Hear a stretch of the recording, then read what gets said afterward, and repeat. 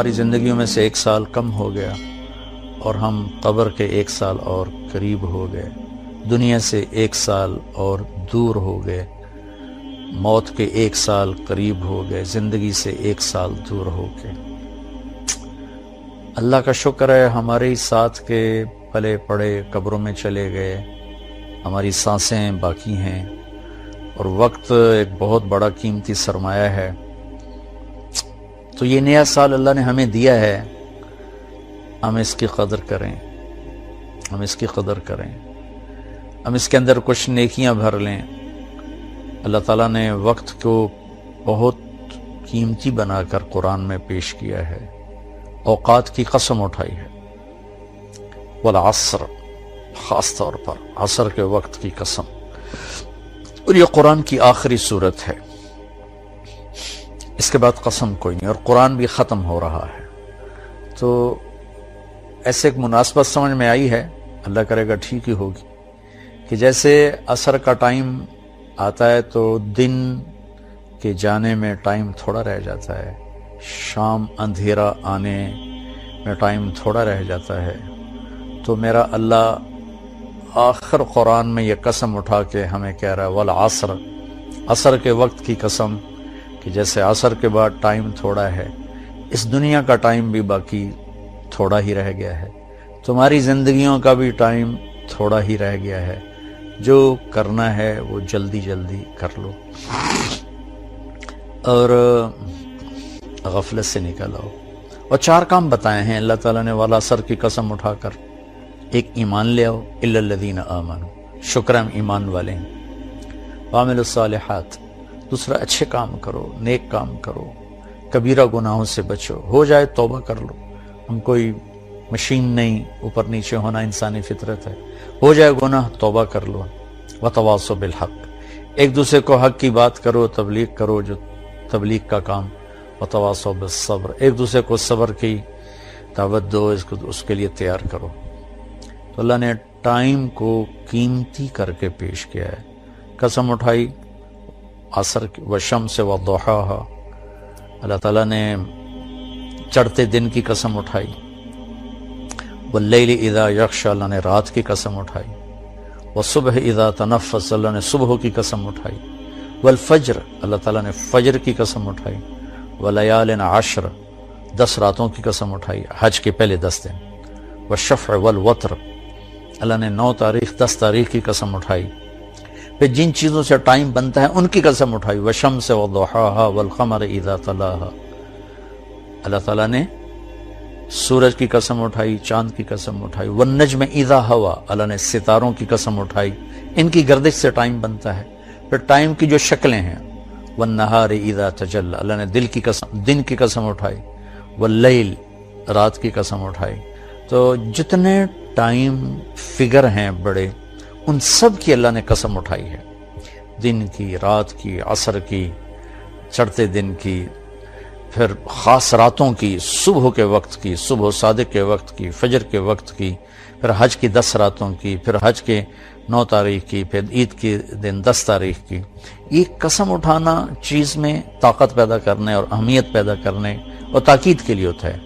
تو میرے بھائی بہنوں، اللہ نے وقت کی قسم اٹھا کر ہمیں تاکید کی ہے کہ ٹائم بہت قیمتی چیز ہے، اسے ضائع ہونے سے بچاؤ۔ کم از کم یہ ہے، اگر ہم نیکی نہیں کر سکتے تو کوئی گناہ نہ کریں، اور ہم بشر ہیں، گناہ ہو جائے تو توبہ کریں گے تو انشاءاللہ اللہ اپنے فضل و کرم سے معاف فرما دیں گے۔ تو نئے سال کا استقبال تو ہونا چاہیے شکر کے ساتھ، لیکن مغرب کی آندھیوں نے ہمارے بہت سے چراغ بجھا دیے، اور ہم بھی اس رات کو اس طرح مناتے ہیں جیسے وہ مناتے ہیں جن کے سامنے نہ جنت ہے، نہ جہنم ہے، نہ آخرت ہے۔ وہ تو بیچارے معذور لوگ ہیں، انہیں پتہ ہی کوئی نہیں، یعلمون ظاہرا من الحیات الدنیا وہم عن الآخرۃ ہم غافلون، انہیں آخرت کا پتہ نہیں، صرف یہی دنیا کو جنت بنانے کے چکر میں ہیں، تو وہ کر رہے ہیں۔ لیکن ان کی نقل میں ہماری نسل بھی راتوں کو اٹھ کر 12 بجے کیا کیا کیا کیا نافرمانیاں کرتے ہیں، میں نے چونکہ وہ دور بھی دیکھا ہے، کالج کا دور بھی دیکھا ہے، ان تاریک راہوں پہ کیا کچھ ہوتا ہے وہ بھی دیکھا ہوا ہے، تو میں بہت عرصے سے میں 31 رات کو جاگتا ہوں، ٹھیک 12 بجے میں ایک دم اللہ کی بارگاہ میں سجدے میں گرتا ہوں، نفل پڑھتا ہوں، اور اس وقت میں کہتا ہوں یا اللہ تیرے محبوب کی امت کے جتنے نوجوان یا جتنے بڑے چھوٹے مرد عورت اس وقت نافرمانی کر رہے ہیں تو انہیں اپنے فضل سے معاف فرما دے یا اللہ، اور مجھے معاف فرما دے کہ میں نے ان کو بتایا نہیں، سمجھایا نہیں۔ اہل خیر، اہل دین، یہ ان کی ذمہ داری تھی کہ ان کو سمجھاتے، لیکن شیطان نے خلیج حائل کر دی، ہم ان سے متنفر ہو گئے، ان سے نفرت کرنے لگے۔ نفرت کرنا تو آسان کام ہے، نشہ پلا کے گرانا تو سب کو آتا ہے، مزہ تو تب ہے کہ گرتے کو تھام لے ساقی۔ ہمارے دینی طبقوں میں جو غفلت میں پڑے ہوئے لوگوں سے نفرت پیدا ہو گئی ہے، اور جو کچھ دین سے زیادہ دور لوگ ہیں ان کے دلوں میں دینداروں کی حقارت اور نفرت پیدا ہو گئی۔ یہ دونوں ایک طرف چلے گئے ہیں، دو کناروں پر چلے گئے ہیں۔ بھائی نیا سال ہے، جو لوگ میری بات سن رہے ہیں یقیناً سارے تو نہیں سنیں گے اور سارے پسند بھی نہیں کریں گے، لیکن جنہیں اچھی لگے ان کی خدمت میں گزارش کرتا ہوں کہ آئیے ہم اس نئے سال کو اسی طرح معصوم رکھیں جیسے اللہ نے معصوم ہماری گود میں اسے ڈال دیا ہے۔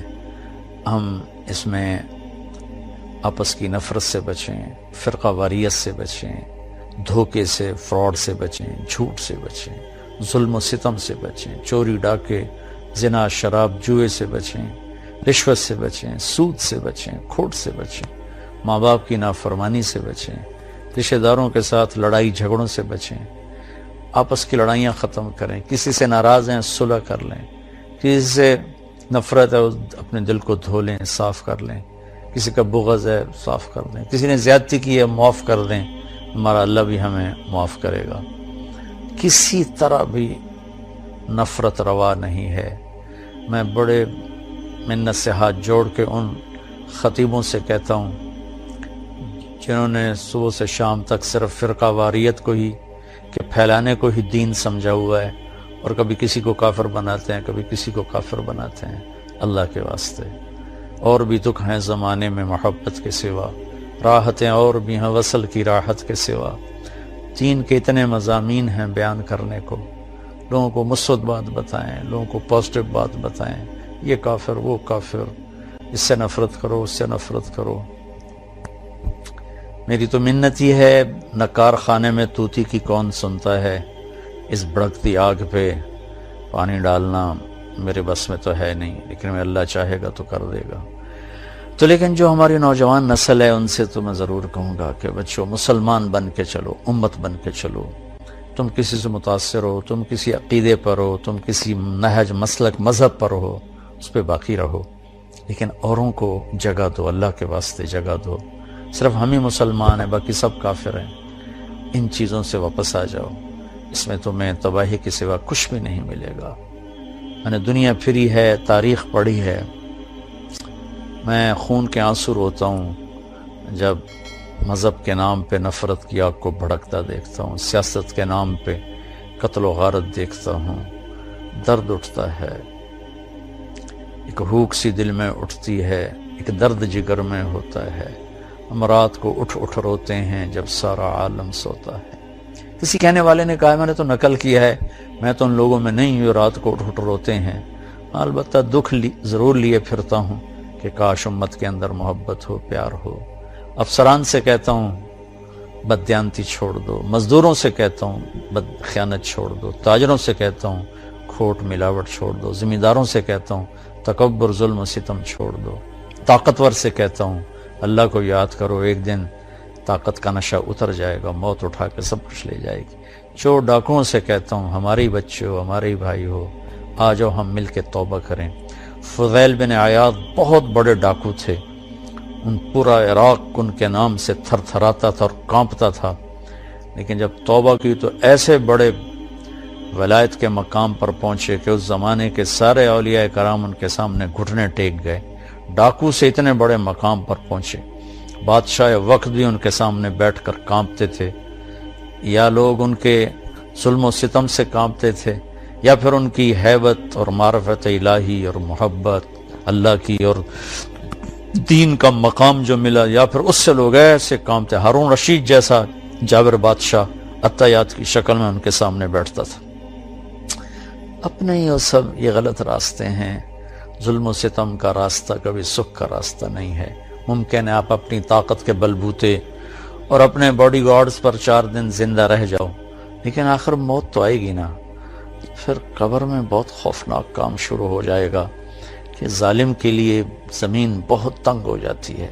تو اب ہمارے بچے ہو، ہماری نسل ہو، میں تو تمہارے لیے بھی اتنا ہی درد رکھتا ہوں، کیونکہ ہمارا ہی بچہ بگڑا ہوا ہے. مائیں تو ڈاکو نہیں جنتی، مائیں تو چور نہیں جنتی، مائیں تو کسی کو ظالم نہیں جنتی.